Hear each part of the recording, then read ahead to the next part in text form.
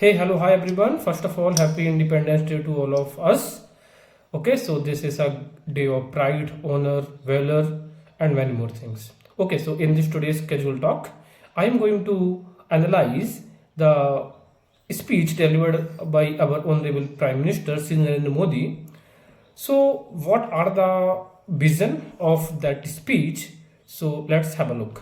So, सबसे पहले जब हम बात करेंगे तो उन्होंने जो बात कही है तो उन्होंने सबसे पहले बोला कि ऐसा सोसाइटी के तौर पे हमें ये बहुत ज़्यादा सोचना चाहिए गंभीरता के साथ कि महिलाओं के ऊपर जो अत्याचार हो रहे हैं वो निश्चित तौर पर हमारे लिए चिंताजनक होना चाहिए। वो कह रहे हैं कि there is outreach against this in the country. महिलाओं के ऊपर जो अत्याचार हो रहे हैं उनको लेकर हमारे देश में लोगों के अंदर कह सकते हैं आक्रोश है, गुस्सा है। The country, the society, state governments will have to take this seriously. कह रहे हैं कि हमारे समाज को, सरकारों को ये मुद्दा बहुत ही ज़्यादा गंभीरता के साथ लेना चाहिए। साथ में कह रहे हैं कि महिलाओं के खिलाफ जो भी होते हैं, जो क्राइम्स हो रहे हैं, उनके खिलाफ हमें इंश्योर करना चाहिए कि इनका स्पीडी ट्रायल हो। दैट मीन्स जल्दी से जल्दी न्याय मिले, क्योंकि जब न्याय नहीं मिलता तो लोगों की आस्था टूट जाती है। ओवरऑल हम ये देख रहे हैं कि आखिर ये बात प्रधानमंत्री जी को रेड फोर्ट से कहने की ज़रूरत क्या ही पड़ी होगी। तो अगर आप देखेंगे तो recently Kolkata RG medical college की एक पीजी की स्टूडेंट, उसका नेम रिवील नहीं किया जा सकता है, उनको she was like raped and murdered. There may be possibilities that there were multiple persons involve in this. Police अपनी कार्रवाई कर रही है। Finally the Calcutta high court has been transferred this court to the CBI. अब देखना यह है कि कितनी जल्दी इनको न्याय मिलता है। तो ऐसे टाइम पे प्रधानमंत्री जी ने महिलाओं की सुरक्षा के लिए ये बात बोली है। और साथ में ये भी दिखाता है कि अगर देश का नायक ही रक्षा पटल पे जाके ये नई बात बोलेगा कि हमारे देश के लोग, सिटीजन कैसे सुरक्षित रख सकते हैं उन्हें, तो निश्चित तौर पे देश की जो जनता होती है उनका कॉन्फिडेंस अपने लीडर पे खोता है। And that's is the sign of a great leader.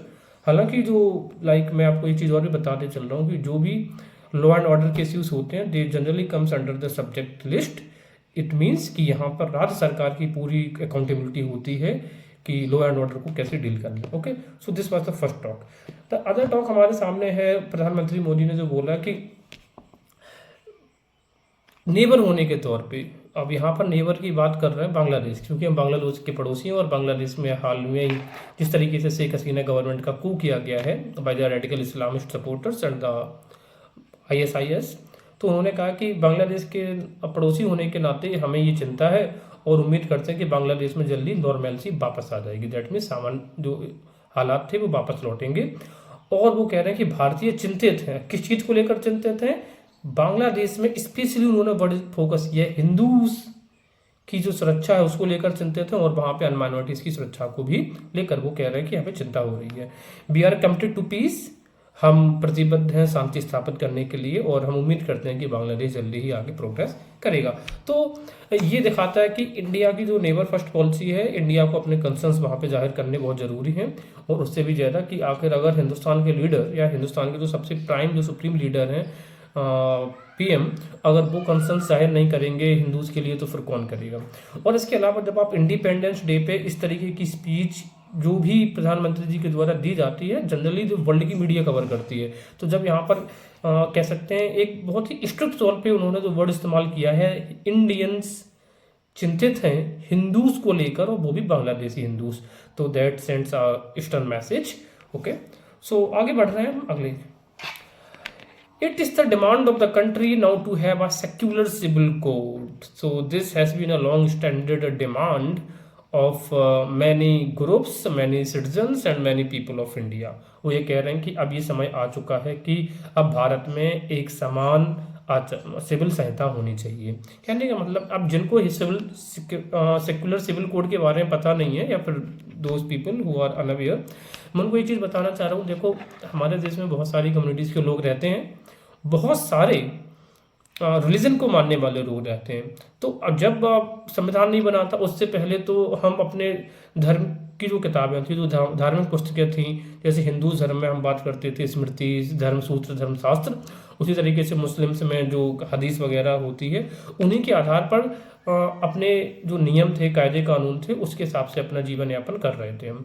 लेकिन बात ये आती है कि जब संविधान बना तो संविधान में ऐसा हुआ कि हिंदुओं के लिए तो एक कानून बनाए जाने लग गए, लेकिन मुस्लिम्स को ये छूट दी जाती रही कि आप अपने अब भी पर्सनल जो कानून है, दैट मीन्स उनके जो धार्मिक कानून है उनके आधार पर ही आप समाज में रह सकते हैं। अब चीज़ें ये हुई कि अगर आप देखोगे तो हिंदूज पे तो सिर्फ एक तरीके से बैंड ही है कि आप सिर्फ 2 बच्चे पैदा कर सकते हैं। हम तो हमारे तो का कॉन्सेप्ट तो सिर्फ हिंदूज फैमिली पर लागू हो रहा है, लेकिन वही मुस्लिम्स चूंकि वो अपने पर्सनल लॉज की हिसाब से अपना जीवन चला रहे हैं तो वो 4 शादियां कर सकते हैं और बच्चे तो फिर कोई रोक टोक है नहीं, क्योंकि ये तो उनका पर्सनल लॉ है।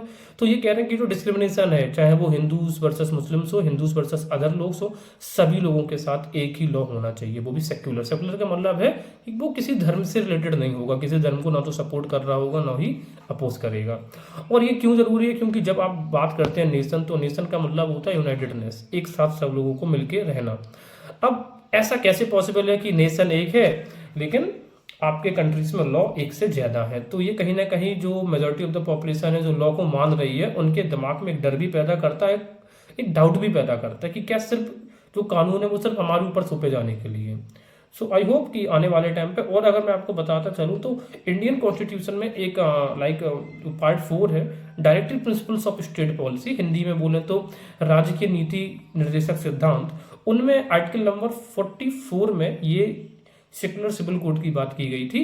तो कहने का मतलब ये कि अब जो स्टेट ड्यूटीज होती है, directive principles of state policy को इम्प्लीमेंट करना, the government is heading towards this.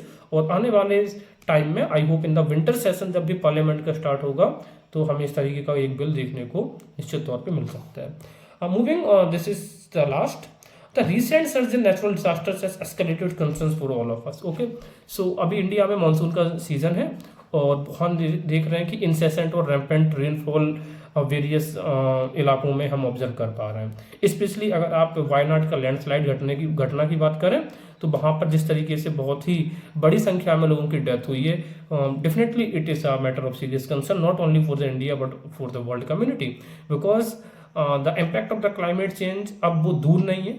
We are the victims now. अभी तक हम जो कहते थे क्लाइमेट चेंज का प्रभाव हमारे ऊपर क्या होगा, अब ये हो गया कि हमारे ऊपर क्या प्रभाव हो रहा है। And these are the initial imprints, ये शुरुआती दौर है।